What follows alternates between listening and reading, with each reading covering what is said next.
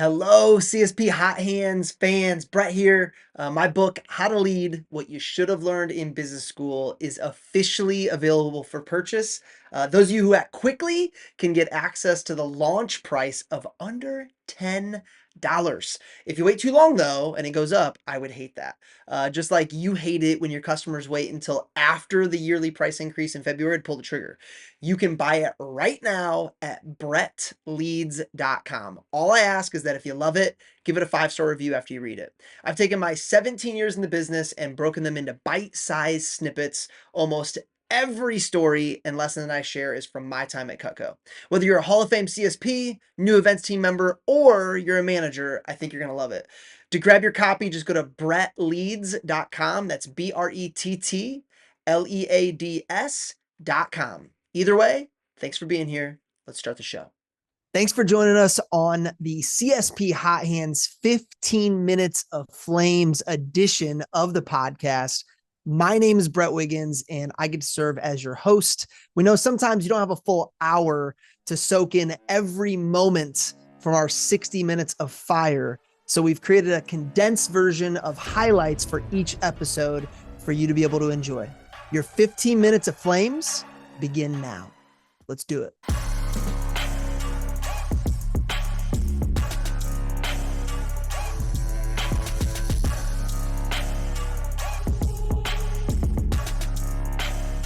Playful character.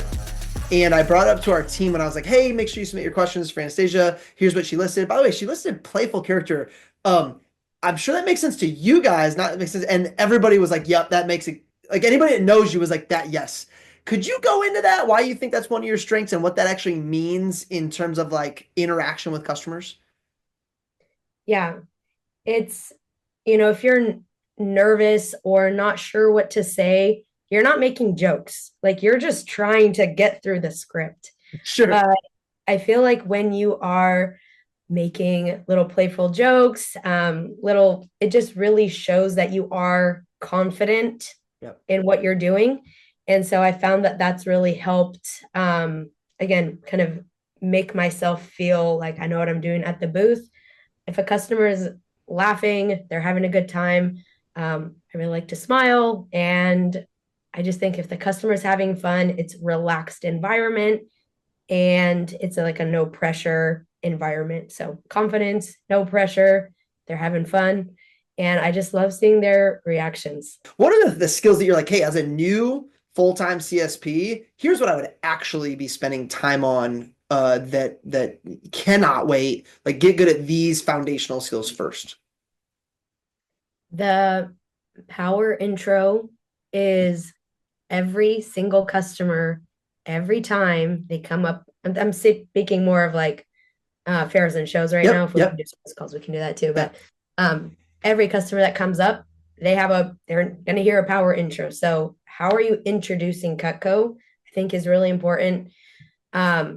Making it super simple. I actually am in a phase right now where I've had lots of different coaches and lots of different styles and techniques and displays. And I was just like trying to mash them all together. And we're like, okay, basic. Probably didn't sound very consistent, is my guess. It was just like confusing. Like I'd have customers be like, wait, what's in that again? So like keeping it really simple, just explaining the product. And so power intro, simple product and explanation. And something I'm still working on, but I think is really important is objection handling. Expect that every customer will have an objection because you don't want to get thrown off by that. Like, oh, they said no. Yes. No, they're going to have an objection. How I need to have, the system on how to handle it. If there's somebody listening right now that is, they're going, oh, I'm not a numbers person. This is so boring. You got the standards and you know how many service calls you need, but that's not fun. Well, because you're a creative person, it sounds like you don't like numbers either, but clearly your business is built on them and you've partnered with somebody who is serious about them. What's your response to somebody that says, oh, it's so boring? This is bad, but I made my spreadsheet really pretty.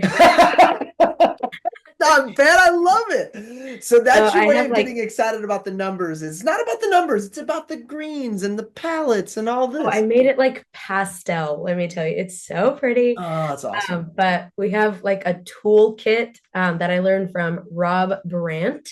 Nice. And he had a toolkit, and it just taught me. The reason I coached with him for a little bit is because I really needed to learn stat tracking. I was not good at numbers. And so I was like, okay, just plug in every week, plug in the numbers.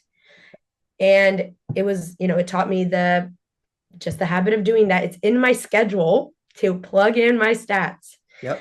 And So then you're not like, because a lot of reps, it's like when they hear plug in stats, it's like, oh, from the show for my coordinator. You're plugging in stats for yourself, just on normal service call weeks. You're keeping track. How have you seen that benefit you over the course of your career, keeping track of your own stats, knowing closing percentage, completion percentage, average order, service call versus demo, all that? Well, because in the past, because my manager is a numbers guy, we'd be like, well, what was your average order? Campaign one. And I'm like, I don't know. Okay, let's count. And we go through. And that was so painful. You're like, I never want to do that again. Yeah, it was like really tedious to go through and manually do stuff. And now we can get through those planning meetings so much faster because I can look back at my 2024 toolkit and I have all my little tabs and I can pull it up. But I really, made it my own. So I would say make it pretty. Make it pretty. Get the pastels out. But I just have in my schedule to add it in. It's a lot easier on a weekly basis. The other nice thing is I have it like I just write it down and add it up. And it's like, oh, that customer rescheduled. So, okay, I need to text them to. So it's like your weekly review. Like a little reflection. Yeah. Oh. Make sure I don't miss anything. Can you think of anything that you see other people making mistake-wise that's keeping them from making that jump to 300K plus in a year, that's kind of holding them back? Or maybe it might be even something else that you feel like held you back until you got there? I would say that I have dedicated days for Cutco, and it's like I'm treating it as close to a 9 to 5 as possible. So, for example, in a normal week, Sundays I take off as a personal day, unless there's a fair or a show. And then Tuesday is my admin day. So I'll do emails, texts, calls, schedule more appointments, all that on Tuesdays. Monday, Wednesday, Thursday, Friday, Saturday. For me right now, it's 5 days a week. They're my Cutco days. And in my schedule, if I have, 4 spots and then the third one, they canceled or they no-showed. Life happens, obviously. Yeah. I used to be like, oh, awesome. I can go get some food. I can watch a show. Yeah. I can sit on my phone and scroll. But nowadays, that is my dedicated time for Cutco. So I'm kind of known for living at Starbucks. The reason why is they're in every single city. It might be a Seattle thing, right? We have a lot. Oh no, I mean, from where I'm sitting right now in Fishers, Indiana, a suburb of Indy, within 15 minutes, there's probably 6. So like, yeah, it's all over for sure. They're everywhere. And dude, those stars add up, man. Just get the stars rolling. Life hack. Count on a clean bathroom and Wi-Fi. Yes. And so I have my laptop with me and I'll go sit there and I'll knock out some work. I'll schedule more appointments, respond to emails. But if that is my work time, I'm doing work, whether it's an appointment or I'm sitting and knocking out emails or texts. And so that's been a big shift, is like I'm dedicated time to work. I'm going to fill it up with work stuff, not take it as an opportunity to dip out. What mistakes do you feel like you did make while building your business? You know, if you could go back in time and you could tweak anything or change anything, from, you know, one of Austin's comments about you is, hey, like she basically doubled her sales every year for a while. What mistakes did you make that you feel like you could help other reps not make that are trying to have that same trajectory? Mhm. Let's see.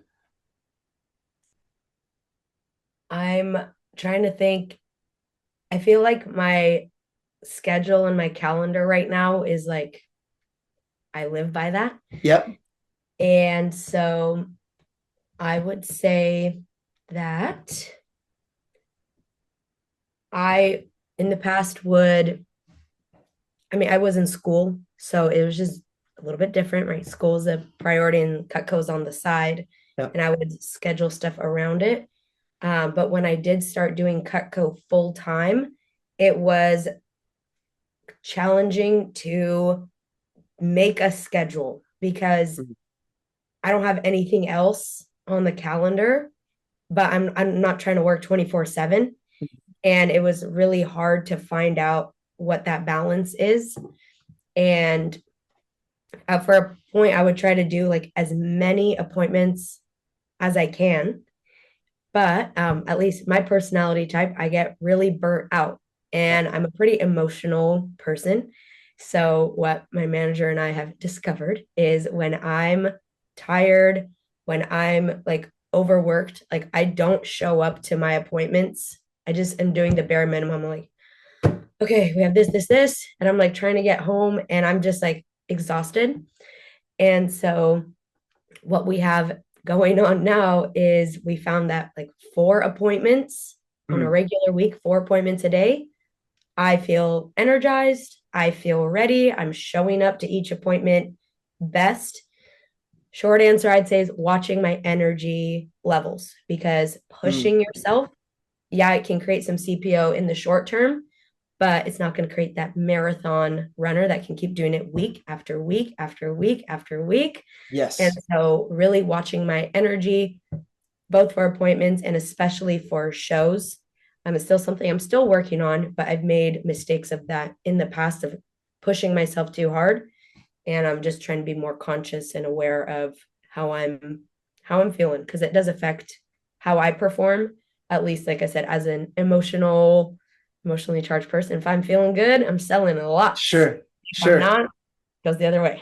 What are things that you don't have to do anymore, but they were necessary to get you to where you are now? And the reason I ask is because your business has evolved over the years. At one point, you're single, now you're married, you don't own a house, you do own a house. There's a lot of up and coming CSPs that listen that want to emulate people like you that are performing at a high level and have a life that's awesome. What do you want new CSP candidates to know when they look at you in 2025 and go, yeah, but your schedule's this? What don't they see from 6, 7, 5 years ago that they need to know? That I have done in the past that I don't need to do anymore, is what you're asking. Yeah, sure. I don't know if this is specific, you know, if this is Sure. taking your question a different way, but I used to do a lot of phone time, and it takes time to do phone time. Hmm. And for demos, it's what you needed to do because it's all referral based and they don't know who you are. Hmm. And you need to, make a first impression and all that. But By the now, way, if the ant for as a man from a manager perspective, if the answer is ever your reps need to phone more, never ask permission to say that ever again. That's literally 98% of my job is getting people to realize they need to make more calls. So I'm so glad that was part of your answer. oh, it's the biggest part of the business, Yeah. and blocking time out for that. Yeah. But nowadays, because most of my leads are from fairs and shows and past customers, Mm, I text yep. a lot. And I So I think there's a relationship and a trust that must be established to be able to evolve to that. So new reps see you texting and they're like, "Oh, I'll just text for appointments." But in reality, that's not possible for them without first developing those relationships to be able to build that. So at what point do you feel like you were able to transition to texting solely for those? Well, I really had to set proper expectations at the booth. For example, if someone comes up, hey, I'm going to be reaching out over text. Is that okay for you? That way they know I'm going to be reaching out. They're not, Yep. You want expectations to match reality, right? For Yes. customers. That way they're not caught off guard. They don't think it's a scam text or anything. So setting proper expectations. And then I remember I had one like Memorial Day sale, and I was like, I texted all my past customers, hi, this is Anastasia. This is a new way of me to reach out and stay in touch. Save this number in your phone. But it's been really efficient with scheduling because I can text all my leads at once and they're not waiting on me. Yeah. You can But pick, hey, I'm going to be doing service calls in this area. You can run a radius for that and then pop it out. Those are easy, low-hanging fruits to get. And then obviously there might still be some phone time if you're like, I have one slot left. I got to fight for this. It's kind of like I could text my wife anything, and if we agree to something, I know it's going to happen. Like we have 10 years of marriage, 12 years of knowing each other. Like we have ultimate trust and relationship. As a new rep, if you plan on having that type of trust with somebody who doesn't even know who you are, like we got to develop, you have to earn that. And it takes calls, it takes time to be able to do that. I think that's really valuable for people to know and see. Consistency is the name of the game for you. The fact that you're at $1.5 million in sales in 7 years, but your biggest year ever is 350, that gets my attention. What are the habits that go into becoming a marathon runner as a CSP versus a sprinter who can burn out easily? Yeah, I will say people, you would think that in 4 years, if I have a string of at least 1,000, I'm working like a dog, like all the time. Yep. But my manager likes to mention too, like I go on vacations a lot. Okay. I do a lot of travel. Yeah. I got married within that year. I had a honeymoon. I've been to like Europe, like all over. And it's really those weeks that I feel like make it or break it for a lot of people. If they're going on vacation for 5 days and there's only 2 days left in the week, it's like a travel day. Like I'm going to be unpacking. It's like whatever. It's all or nothing. It's all or nothing all the time. Yeah. But for me, I have to hit my string. So if I, for example, have, either the Tuesday right before I leave or the Monday when I get back, I'm fully stacking that day. And so that way, when I get back from a trip, for example, even if it's over a week, I get my momentum right away. I'm not scrambling on, oh, I have to rebuild and how do I get back into it? How do I rebuild the rhythm and the schedule? No, the schedule's already waiting for me. When I get back, I don't have to do any phone time. I already have the appointments waiting for me, and it gets me jumped right back into it, because oftentimes it's easy to get stuck in that lull of vacation mode. If you're still tracking and categorizing all your own expenses, I have a message from your CPA. Stop. If you're listening to this podcast, chances are your goals include growing your sales. And one way to do that is delegating admin responsibilities by trading time for money. Rising Stock and MyBooks.pro is exactly what you need. Rising Stock is an all-encompassing financial tracking and coaching program where MyBooks.pro is exactly what it sounds like. They just do your books. You can choose to just have them track your expenses or take advantage of everything they have to offer. Do your business and your CPA a favor by scheduling a free intro call today at linktree/CSP60. That's linktr.ee/CSP60. That's linktree/CSP60 with a dot before the two E's. Thanks for listening, and for some of you watching, I want to remind you that all resources from today can be found at linktree/CSP60. That's linktr.ee/CSP60. That's linktree/CSP60 with a dot before the EE. If you want to be a member of our live Zoom audience for one of our upcoming shows, email bwiggins@vectormarketing.com. That's BWIGGINS@vectormarketing.com. If you loved what you heard today, I'd be honored if you followed, subscribed, or even rated us on whatever platform you use to find your 60 minutes of fire. We'll see you next time.